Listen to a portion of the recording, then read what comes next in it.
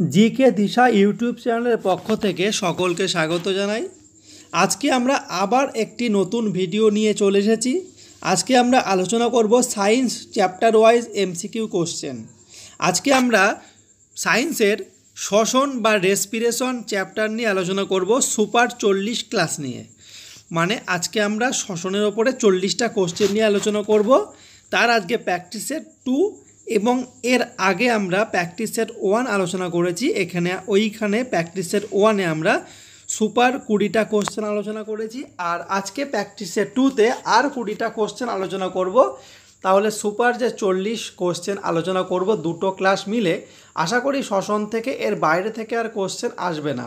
তা তোমরা আগে যারা ভিডিওটি দেখোনি তারা অবশ্যই চ্যানেলে গিয়ে প্লেলিস্ট থেকে দেখে নেবে। চ্যাপ্টার ওয়াইজ এমসিকিউ ক্লাস প্লেলিস্টে গিয়ে অবশ্যই ভিডিওটি পেয়ে যাবে, এবং এর আগে কিন্তু শ্বসনের ওপরে দুটো ভিডিও বানানো আছে, তোমরা দেখে নেবে গিয়ে। আজকে আমরা প্র্যাকটিস সেট 2 আলোচনা করব। দেখি কোশ্চেনগুলো কী আছে। প্রথম যে কোশ্চেনটা আছে 1 নম্বর কোশ্চেন বলছে অবাত শোষণকারী একটি উদ্ভিদের নাম। ঠিক আছে, কোন উদ্ভিদে অবাত শোষণ সম্পন্ন হয়? দেখি, ক্লোরেল্লা, ইস্ট, স্পাইরোগাইরা এবং পাতা ঝাঁঝি। উত্তর হয়ে যাবে অপশান বি, ইস্ট। ইস্ট নামক উদ্ভিদে অবাত শোষণ হয়। পরের কোশ্চেন দেখি, অর্থাৎ 2 নম্বর কোশ্চেন। আমরা কিন্তু সম্পূর্ণ বাছাই করা কোশ্চেন নিয়ে আলোচনা করছি। আশা করি তোমাদের যদি শ্বসন থেকে কোশ্চেন আসে এর মধ্যে থেকেই আসবে, এর বাইরে থেকে কোশ্চেন খুব কম আসার সম্ভাবনা রয়েছে। অতএব তোমরা কিন্তু ক্লাস 2টি মন দিয়ে দেখো। আর আমাদের কিন্তু আরও অন্যান্য ভিডিও দেওয়া হচ্ছে। যারা ডব্লিউবিপি এবং কলকাতা পুলিশের জন্য প্রিপারেশন নিচ্ছ তাদের জন্য কিন্তু আমাদের প্র্যাকটিস সেট চলছে। অতএব তোমরা কিন্তু সেই ভিডিওগুলো দেখতে পারো। 2 নম্বর কোশ্চেন দেখে কী ছিল, কোন উদ্ভিদে শ্বাসমূল দেখা যায়? কোন উদ্ভিদে শ্বাসমূল দেখা যায়? পদ্ম, সুন্দরী, ধান এবং ফণিমনসা। উত্তর হয়ে যাবে অপশান বি, সুন্দরী। সুন্দরী উদ্ভিদে শ্বাসমূল দেখা যায়। যেহেতু সুন্দরী যে উদ্ভিদটা আছে সেটা লবণাক্ত মাটিতে জন্মায়, সেই জন্য শ্বাস নেওয়ার জন্য শ্বাসমূল দেখা যায়। পরের কোশ্চেন দেখা যাক, অর্থাৎ 3 নম্বর কোশ্চেন কী ছিল, আরশোলার শ্বাস যন্ত্রটির নাম কি? আরশোলার শ্বাস যন্ত্রটির নাম কি? অপশান দেখি, বই ফুসফুস, ফুলকা, ট্রাকিয়া, ফুসফুস। উত্তর হয়ে যাবে অপশান সি, ট্রাকিয়া। এটা খুব কোশ্চেনটা আসে, ঠিক আছে। আরশোলা সহ যে ভুক্ত পতঙ্গ রয়েছে, সমস্ত পতঙ্গদের কিন্তু ট্রাকিয়া বেশিরভাগই। আরশোলার শ্বাস অঙ্গটির নাম হলো ট্রাকিয়া। পরের কোশ্চেন দেখি, অর্থাৎ 4 নম্বর কোশ্চেন বলছে ফড়িং এর শ্বাস অঙ্গ কোনটি? ফড়িংয়ের শ্বাস অঙ্গ কোনটি? দেখি, অপশান ফুলকা, শ্বাসনালী, বুকলান এবং ফুসফুস। উত্তর হয়ে যাবে অপশান বি, শ্বাসনালী। বা আগের কোশ্চেনে যেটা বলেছিলাম ট্রাকিয়া, সেটা একই। শ্বাসনালী বা ট্রাকিয়া হলো তোমার ফড়িংয়ের শ্বাস অঙ্গ। দেখি পরের কোশ্চেন, অর্থাৎ 5 নম্বর কোশ্চেন দেখি, প্রাপ্তবয়স্ক মানুষের প্রতি মিনিটে শ্বাসকার্যের সংখ্যা কত? একজন প্রাপ্তবয়স্ক মানুষের প্রতি মিনিটে শ্বাসকার্যের সংখ্যা কত? দেখি, অপশান 100 বার, 10 বার, 14 থেকে 18 বার, 20 থেকে 25 বার। উত্তর হয়ে যাবে অপশান সি, 14 থেকে 18 বার। একজন প্রাপ্তবয়স্ক মানুষের প্রতি মিনিটে শ্বাসকার্যের সংখ্যা হলো 14 থেকে 18 বার। পরের কোশ্চেন দেখি, কোন প্রাণীর প্রধান শ্বাস অঙ্গ ত্বক? ঠিক আছে, কোন প্রাণীর প্রধান শ্বাস অঙ্গ ত্বক বা চামড়া? দেখি, আরশোলা, চিংড়ি, কেঁচো এবং ব্যাং। উত্তর হয়ে যাবে কেঁচো।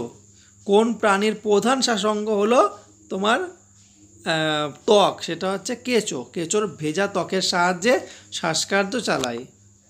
পরের কোশ্চেন দেখি, অর্থাৎ 7 নম্বর কোশ্চেন বলছে পায়রার দেহে কয়টি বায়ুথলি থাকে? পায়রার দেহে কটি বায়ুথলি থাকে? পায়রাকে আকাশে ওড়ার জন্য তোমার এক্সট্রা কিছু বায়ুথলি থাকে, অনেক উপরে উঠে দীর্ঘক্ষণ উপরে থাকতে পারে, ডানা মেলে উঠতে পারে অনেকক্ষণ, তার জন্য কিছু শরীরে বায়ুথলি থাকে। দেখি অপশান কি আছে, 8টি, 8 জোড়া, 9টি এবং 10 জোড়া। উত্তর হয়ে যাবে অপশান সি 9টি। পায়রার দেহে কয়টি বায়ুথলি থাকে? সেটা হচ্ছে 9টি বায়ুথলি থাকে। পরের কোশ্চেন দেখি, অর্থাৎ 8 নম্বর কোশ্চেন বলছে তিমি মাছের প্রধান শাসঙ্গ কোনটি? তিমি মাছের প্রধান শাসঙ্গ কোনটি? দেখি অপশান কী ছিল? ফুলকা, শ্বাসনালী, ফুসফুস এবং বুকলাং। উত্তর হয়ে যাবে অপশান সি ফুসফুস।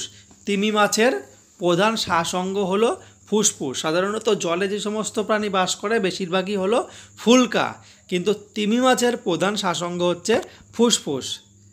পরের কোশ্চেন দেখি, অর্থাৎ 9 নম্বর কোশ্চেন কী ছিল?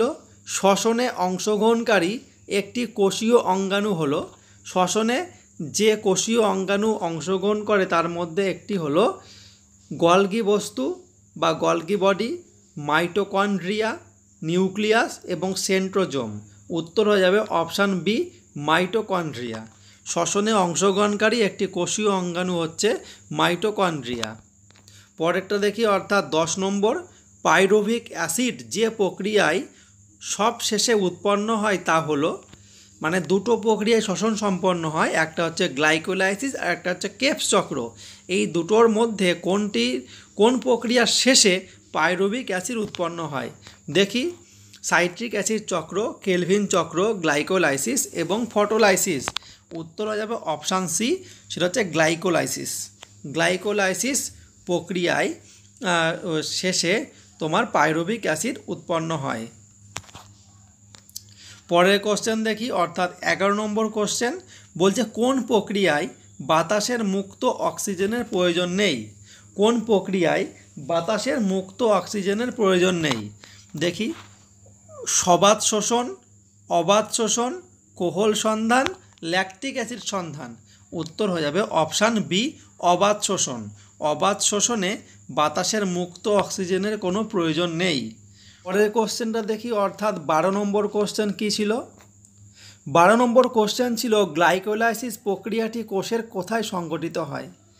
আমরা জানি দুটো পর্যায়ে বা দুটো প্রক্রিয়ায় শ্বসন সম্পন্ন হয়, একটা হচ্ছে গ্লাইকোলাইসিস আর একটা কেপস চক্র। এই গ্লাইকোলাইসিস প্রক্রিয়াটি কোষের কোথায় সংঘটিত হয়? দেখি অপশান মাইটোকন্ড্রিয়া, সাইটোপ্লাজম, প্লাস্টিড এবং সেন্ট্রোজোম। উত্তর হয়ে যাবে অপশান বি সাইটোপ্লাজম। গ্লাইকোলাইসিস প্রক্রিয়াটি কোষের সাইটোপ্লাজমে সংঘটিত হয়। সেরকম কেপস চক্র কোষের কোথায় সংঘটিত হয় সেটা পরের কোশ্চেনে দেখে নেব আমরা। দেখি 13 নম্বর কোশ্চেন কী ছিল? 13 নম্বর কোশ্চেন ছিল কেপস চক্র কোথায় সংঘটিত হয়, যেটা বলেছিলাম কেপস চক্র কোথায় সংঘটিত হয়। দেখি option cytoplasm, ribosome, mitochondria, Golgi body. উত্তর হয়ে যাবে অপশান সি মাইটোকন্ড্রিয়া। কেপস চক্র সংঘটিত হয় মাইটোকন্ড্রিয়ায়। আর এই কেপস চক্র যে পর্যায়টা, এটা প্রথম পর্যবেক্ষণ করেছিল হ্যান্স ক্রেবস। এই হ্যান্স ক্রেবসের নাম অনুসারেই এই পর্যায়টা কেপস চক্র নামাঙ্কিত হয়। পরের কোশ্চেন দেখি, অর্থাৎ 14 নম্বর কোশ্চেন কী ছিল? শ্বসনে উৎপন্ন মোট এটিপির সংখ্যা কত? শ্বসনে মোট কত অণু এটিপি উৎপন্ন হয়? Adenosine triphosphate. দেখি 4 অণু, 30 অণু, 10 অণু, 38 অণু। উত্তর হবে অপশান ডি 38 অণু। শ্বসনে 38 অণু এটিপি উৎপন্ন হয়। এই কোশ্চেনটা কিন্তু আসে অনেক পরীক্ষায়। পরের কোশ্চেন দেখি, অর্থাৎ 15 নম্বর কোশ্চেন শ্বসন কী ধরনের বিপাক?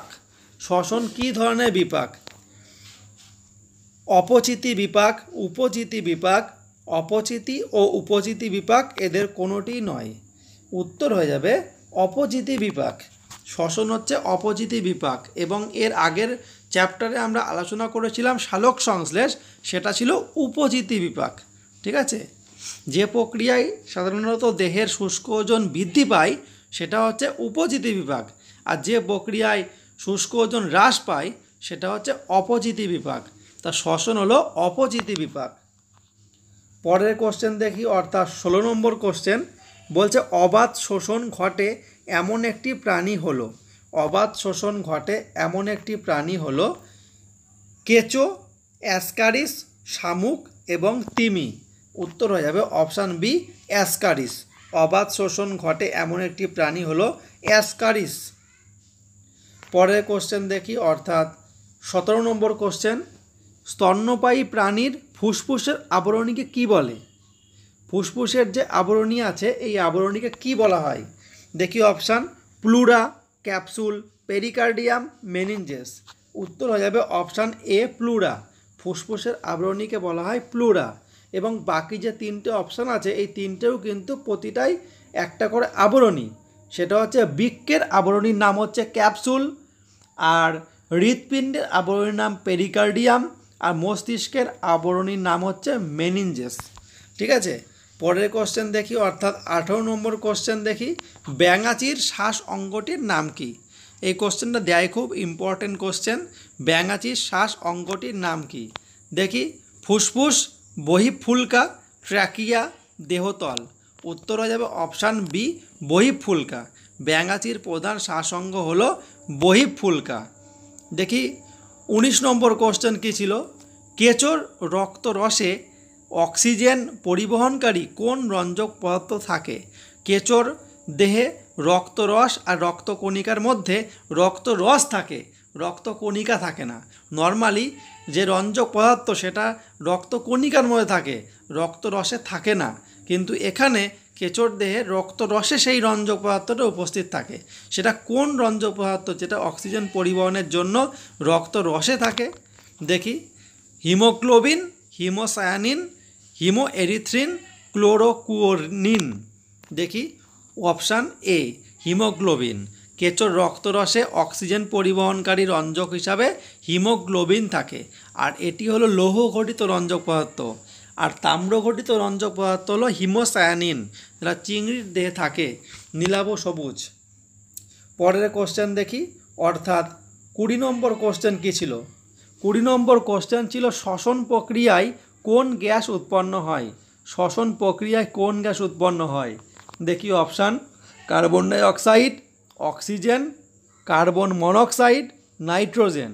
উত্তর হয়ে যাবে option A carbon dioxide. শ্বসন প্রক্রিয়ায় কার্বন ডাই অক্সাইড উৎপন্ন হয়। তাহলে আজকে আমরা তোমার শ্বসনের ওপরে যে এমসিকিউ প্র্যাকটিস সেট 2 আলোচনা করছিলাম তার আজকে শেষ হলো। আজকে আমরা চ্যাপ্টার ওয়াইজ সায়েন্স ক্লাস আলোচনা করছিলাম, তা শ্বসনের উপরে যে সুপার 40 কোশ্চেন ছিল সেটা সম্পূর্ণ হলো। 40টা কোশ্চেন আমরা শ্বসনের উপরে আলোচনা করলাম। এরপরে আমরা সম্পূর্ণ আবার আর একটা নতুন চ্যাপ্টার নিয়ে আলোচনা করব, সেখান থেকে বাছাই করা এমসিকিউ নিয়ে আলোচনা করব। এবং যারা ডব্লিউপি এবং কলকাতা পুলিশের জন্য প্রস্তুতি নিচ্ছ তাদের জন্য কিন্তু আমাদের কন্টিনিউ প্র্যাকটিস থাকছে। তোমরা আমাদের চ্যানেলের সঙ্গে থাকো। যারা এখনও পর্যন্ত সাবস্ক্রাইব করনি তারা চ্যানেলটা অবশ্যই সাবস্ক্রাইব করে দাও নতুন নতুন ভিডিও পাওয়ার জন্য। ঠিক আছে, ভিডিওটি দেখার জন্য সকলকে অনেক অনেক ধন্যবাদ।